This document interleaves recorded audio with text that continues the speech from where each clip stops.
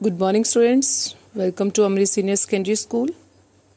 बच्चों, आज हम 9th का कहानी भाग शुरू करने जा रहे हैं। इस कहानी भाग का जो पहला पाठ है उसका नाम है पंच परमेश्वर, जिसे लिखा है मुंशी प्रेमचंद जी ने। तो बच्चों, सबसे पहले मुंशी प्रेमचंद जी के बारे में हम जानकारी प्राप्त करेंगे। मुंशी प्रेमचंद जी का जन्म सन 1880 में वाराणसी के लम्ही गांव में हुआ था। खेती उनके घर का मुख्य व्यवसाय था, परंतु गरीबी के कारण उनके पिता मुंशी अजायब राय को डाक खाने में क्लर्की करनी पड़ी।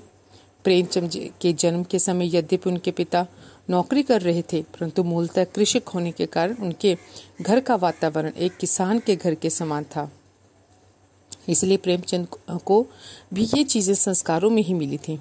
बचपन में ही प्रेमचंद की 2 बहनों और माता का देहांत हो गया।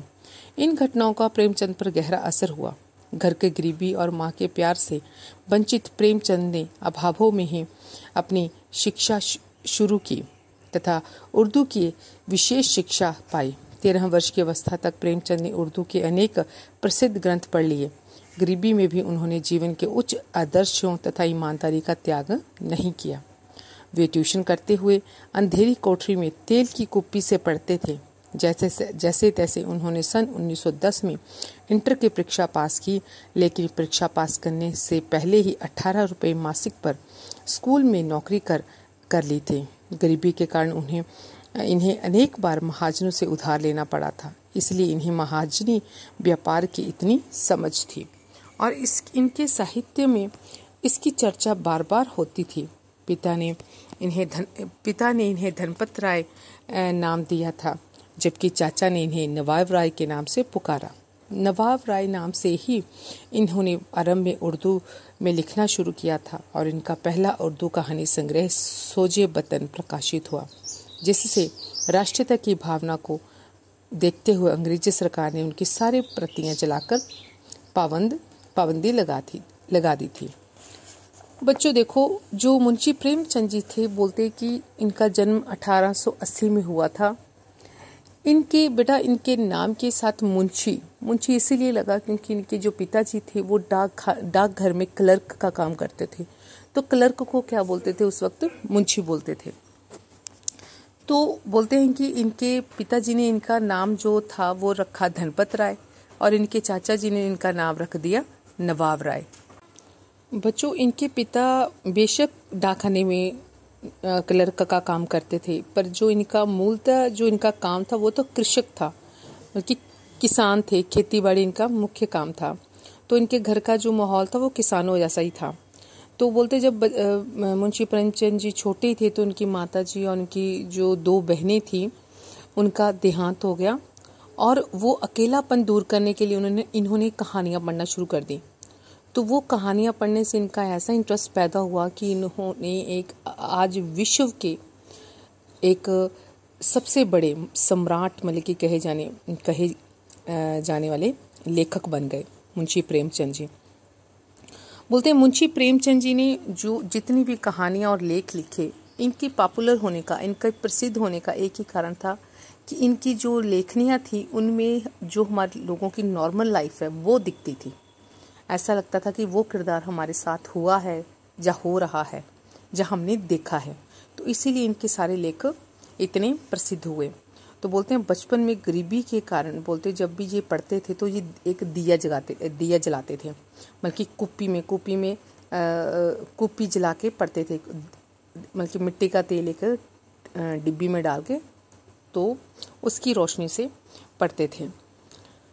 तो बोलते हैं कि इन्हें नवाब राय नाम से इन्होंने एक लेख लिखा, कहानी लिखी, उसका नाम था सोजे बतन।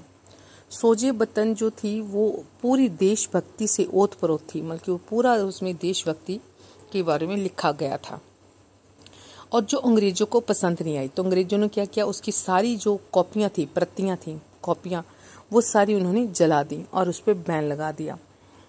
तो बोलते हैं कि मुंशी प्रेमचंद जी को अपना नवाब राय नाम भी सूट नहीं किया, तो उन्होंने अपने दोस्त के कहने पे अपना नाम मुंशी प्रेमचंद रख लिया और उसके बाद उन्होंने मुंशी प्रेमचंद नाम से उन्होंने कई लेख लिखे।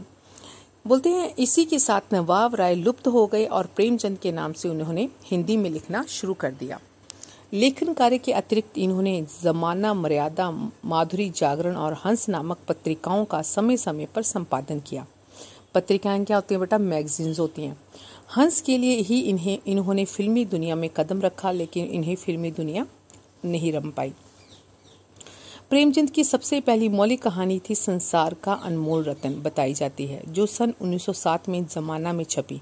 जमाना क्या है? एक मैगजीन। उसमें कौन सी कहानी छपी? संसार का अनमोल रतन।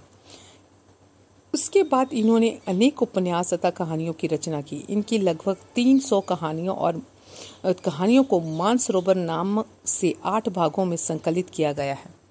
सेवा सदन, प्रेमाश्रम, रंगभूमि, निर्मला, गवन, कर्मभूमि और गोदान इनके चर्चित उपन्यास हैं। प्रेमचंद का अंतिम उपन्यास था मंगलसूत्र, सन 1936 ईस्वी में, जो अपूर्ण ही रह गया। अपूर्ण मतलब कि जो कंप्लीट ना हुआ। इन्होंने नाटकों की भी रचना की। संग्राम, करबला और प्रेम की बेदी इनके नाटकों के नाम हैं। इनके आलोचनात्मक लेख हंस तथा जागरण की फाइलें में मिलते हैं। कुल मिलाकर प्रेमचंद हिंदी कथा साहित्य के सम्राट थे। इन्होंने सामाजिक समस्याओं को कहानियों और उपन्यासों में उतारकर हिंदी कहानी और उपन्यास को एक नई दिशा दी। तो बच्चों, आज जो हम पाठ पढ़ने जा रहे हैं, पंच परमेश्वर, बोलता है कि प्रस्तुत कहानी लेखक ने न्यायप्रियता और मित्रता पर प्रकाश डाला है। पंच के आसन पर आसीन साधारण मानव भी अपने प्राय ईर्ष्या द्वेष के स्तर से ऊपर उठकर न्याय करने लगता है। न्याय के अतिरिक्त उसे कुछ नहीं सूझता।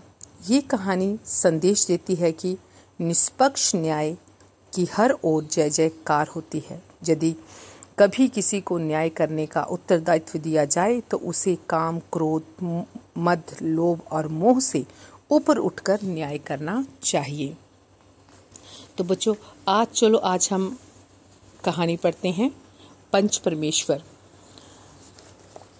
Page number 44। बोलते जुम्मन शेख और अलगू चौधरी की गाढ़ी मित्रता थी। सांझे में खेती होती थी। कुछ लेन देन में भी साझा था। एक को दूसरे पर अटल विश्वास था। जुम्मन जब हज करने गए थे तब अपना घर अलगू को सौंप गए थे और अलगू जब कभी भी जाते तो जुम्मन पर अपना घर छोड़ देते थे। उनमें ना खान पान का व्यवहार था, ना धर्म का नाता, केवल विचार मिलते थे। मित्रता का मूल मंत्र यही है। बच्चों, जो एक दोस्ती होती है वो हमेशा वहीं होती है जहाँ पे हमारे विचार मिलते हों। वहाँ पे लेन देन, धर्म, नाता कुछ नहीं होता। बोलते हैं जुम्मन शेख की एक बूढ़ी खाला यानी कि मौसी थी, माँ की बहन थी। उसके पास कुछ थोड़ी मलकियत थी, परंतु निकट संबंधियों में कोई ना था। जुम्मन ने लंबे चौड़े वादे करके वह मलकियत अपने नाम लिखवा ली। बोलते हैं कि जुम्मन शेख जो था उसकी एक बूढ़ी खाला थी, मौसी थी। तो मौसी के पास कुछ प्रॉपर्टी थी, जायदाद थी। तो मौसी का कोई करीबी ना था, बल्कि उसके मासी का कोई लड़का लड़की ना थी। तो जुम्मन ने क्या किया कि मासी के साथ बड़े वादे किए और मासी की जो प्रॉपर्टी थी अपने नाम लिखवा ली। जब तक उसकी रजिस्ट्री ना हुई थी, बच्चे रजिस्ट्री क्या होती है? बल्कि सरकारी कार्रवाई होती है जिससे किसी की प्रॉपर्टी आपके नाम या आप किसी को भी देना चाहते हैं दे सकते हैं। बोलते जब तक उसकी रजिस्ट्री ना हुई थी तब तक खाला जान का खूब आदर सत्कार किया गया। हलवे पुलाव की वर्षा सी की गई, पर रजिस्ट्री की मोहर ने इन खातिरदारियों पर मोहर लगा दी। जुम्मन की पत्नी करीमन रोटियों के साथ कड़वी बातों के कुछ तेज तीखे सालन भी देने लगी। जुम्मन शेख भी निष्ठुर हो गए जब बेचारी खाला जान को प्राय नित्य ही ऐसी बातें सुननी पड़ती थी। बोलते हैं कि जब जुम्मन ने लंबे चौड़े वादे करके अपनी मासी की प्रॉपर्टी अपने नाम करवा ली और जैसे ही रजिस्ट्री इसके नाम हो गई तो जो वो खाला की अपनी मौसी की खातिरदारी करता था, सेवा पानी करता था, बोलते हैं वो भी रुक गई। जैसे रजिस्ट्री उसके अमल की, जैसे उसका मतलब निकल गया, उसने मासी की सेवा करना बंद कर दी। तो जो उसकी पत्नी थी करीमन, वो जब भी खाला जान को रोटियां देती थी तो रोटियों के साथ वो कड़वी बातें सुनाती थी। बातें सुनाती थी। और जुम्मन शेख भी निष्ठुर हो गया और जुम्मन शेख के ऊपर भी उसका कोई प्रभाव न पड़ता था कि मेरी जो बीबी है, मेरी मासी को ऐसी बातें बोलती है, बल्कि उसका व्यवहार भी निष्ठुर कठोर हो गया। अब बेचारी खालाजन को प्रायः ही ऐसी बातें सुननी पड़ती थी। अब मासी को रोज ऐसी बातें सुननी पड़ती थी कि तू ऐसी है, तू वैसी है। तो बोलते हैं एक दिन बुढ़िया ना जाने उसकी जो जुम्मन की जो पत्नी थी वो करीमन बोलती, बुढ़िया ना जाने कब तक जिएगी, 2-3 बीघे ऊसर क्या दे दिया, मान लो मोल ले लिया है, बिघारी दाल के बिना रोटियां नहीं उतरती, जितना रुपया इसके पेट में झोंक चुके हैं उतने से अब तक सारा गांव मोल ले लेते। तो जो जुम्मन की पत्नी थी वो बोलती थी कि ये बुढ़िया तो बिना बघारी होता है तड़का, बिना तड़के के दाल भी नहीं खाती और रोटियां तो इसके अंदर नहीं जाती। ये बोलते जितना हम इसे दे चुके हैं इतने में हमने पूरा गांव ही खरीद लेना था। कुछ दिन खालाजान ने सुना और सहा, परंतु जब ना सहा गया तब जुम्मन से शिकायत की। जुम्मन ने स्थानीय कर्मचारी गृह स्वामिनी के प्रबंध में दखल देना उचित न समझा। अंत में एक दिन खाला ने जुम्मन से कहा, बेटा तुम्हारे साथ मेरा निर्वाह न होगा, तुम मुझे रुपए दे दिया करो, मैं अपना पका खा लूंगी। जुम्मन ने धृष्टता के साथ उत्तर दिया, रुपए क्या यहाँ फलते हैं? बेटा जब मासी की रोज ऐसे बेइज्जती होने लगी तो एक दिन बूढ़ी खाला ने इसे जुम्मन को बोला कि तू ऐसे कर, मुझे पैसे दे दिया कर, तो मैं अपना रसोई अलग से बना लेती हूँ, अपना खाना अलग से पका लेती हूँ। तो जो जुम्मन था उसने बड़ी धृष्टता मतलब ढीठपन से उसने कहा कि यहाँ पैसे कोई फलते हैं?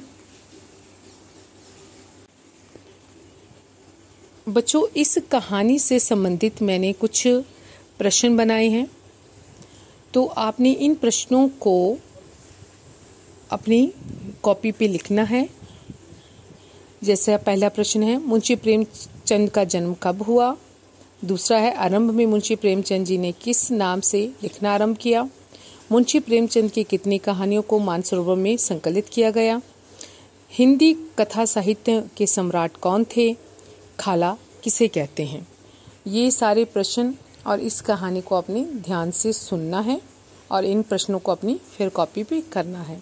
धन्यवाद।